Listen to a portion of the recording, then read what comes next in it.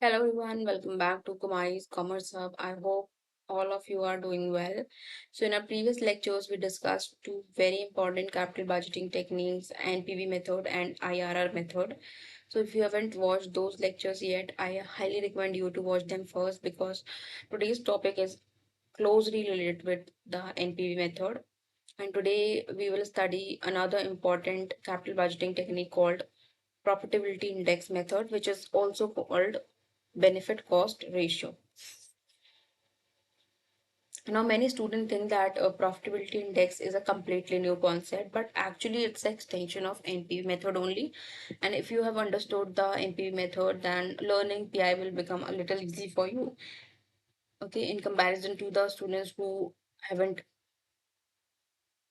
watched the NPV method. Okay, so by the end of this lecture, you will be able to understand the profitability index and why it is used, also how to calculate PI and how to interpret the answers, and also the decision rule and average numerical problems that are asked in the questions.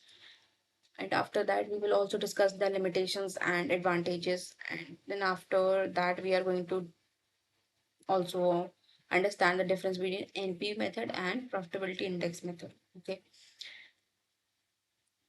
Now, before studying PI method, let's quickly revise what we learned in our previous lecture.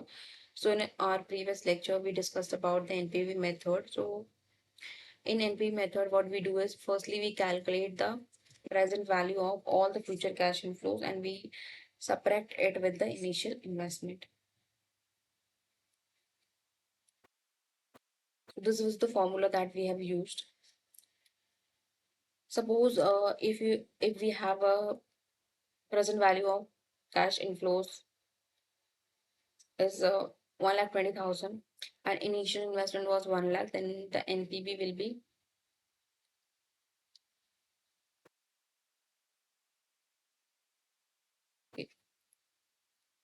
then the NPV will be 20,000. Okay, this means that the project is creating additional value, therefore the project should be accepted. So if NPV gives in any extra value created by a project, so then we accept that project.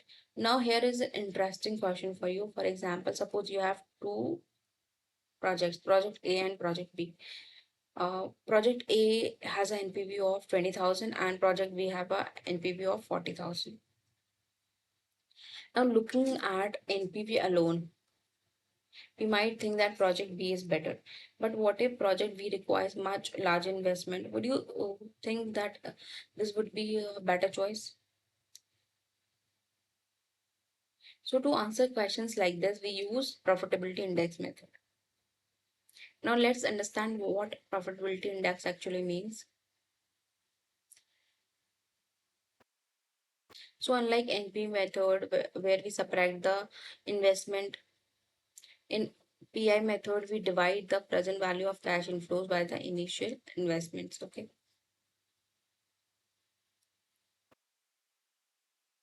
So instead of getting the answer in rupees or dollars, we get the answer in form of ratio. And this ratio tells us how much present value is generated for every 1 unit of investment made. Okay. Now let's understand this with a very simple example. Suppose we have an investment of 100 rupees and present value of cash inflows is equals to 120. Okay, I'm going to write it down here only. Investment is 100 and PV of cash inflows is 120. Then our PI will be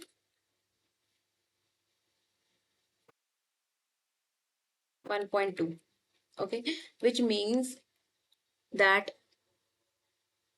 for every 1 rupees invested, the project generates 1.2 in a present value. So this is why it is called profitability index. It measures how efficiently the investment is generating the value.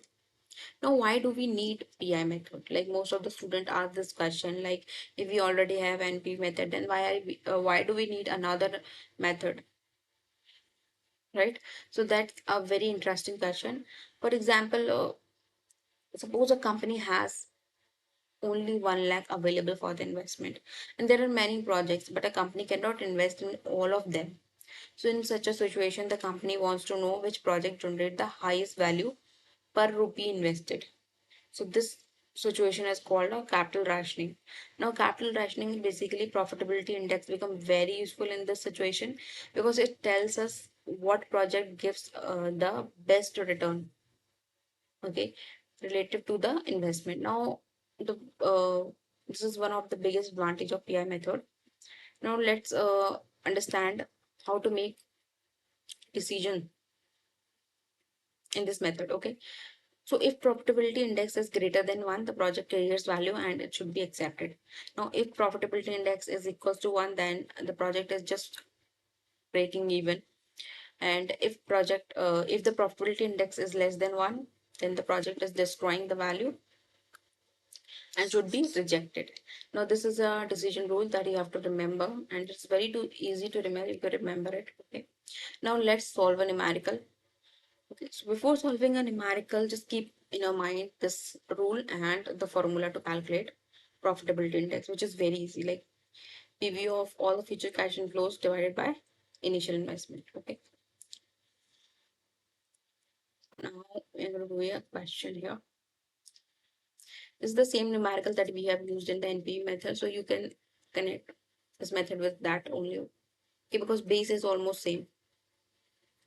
Now here the initial investment is 10,000 and cash inflows is for the first year we have $4,000. For second, we have 5,000, and for the third, we have $6,000. Okay. Now, we have to calculate the PV for all the cash inflows exactly like we did in NPV lecture. Okay. So after calculating, we have got total PV of 12,276.48. Okay. Now we just need this one, like total PV. We don't need NPV right now. We need only PV. Okay. So I have already calculated it. Now we have to substitute the values into the formula. Okay,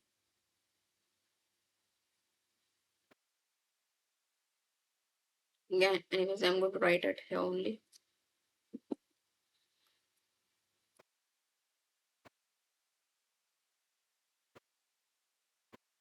So PV of all the cash inflows is 12,276.48 divided by the initial investment, which was 10,000. So we are left with 1.23. So this is the profitability index. This means for every 1 rupee invested, the project generate 1.23 in present value. Since the profitability index is greater than 1 as per the rule, okay, so we can accept the project. Now let's solve another example.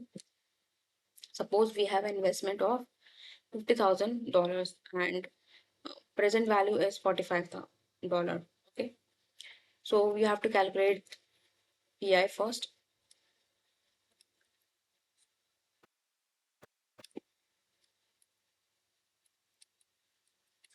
So PI is here 0.90. Now since here PI is less than 1, then what do we have to do? So as per the rule, we have to reject the project because it is not generating a sufficient value. Now, another interesting point to remember is that NPV and PI always move in the same direction.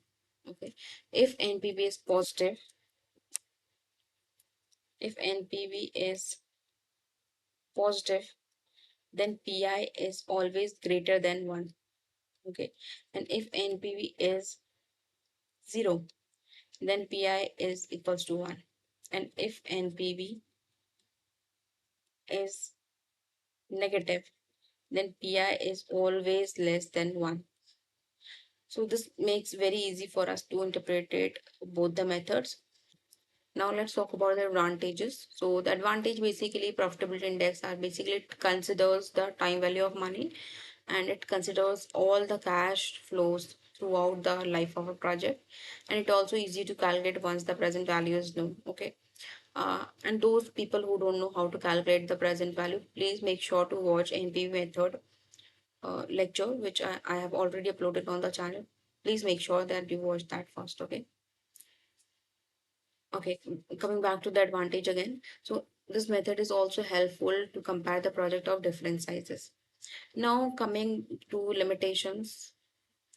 So like every method, PI also has limitations. So it depends on accurate estimation of cash inflows. Okay, and it may not always give you the correct ranking for the mutually exclusive project. It also requires discounting calculations, and incorrect estimation of discount rate can also affect the results as in NP method also. Now let's understand the difference between NP method and PI method. Okay. So first NP method, it gives value in rupees.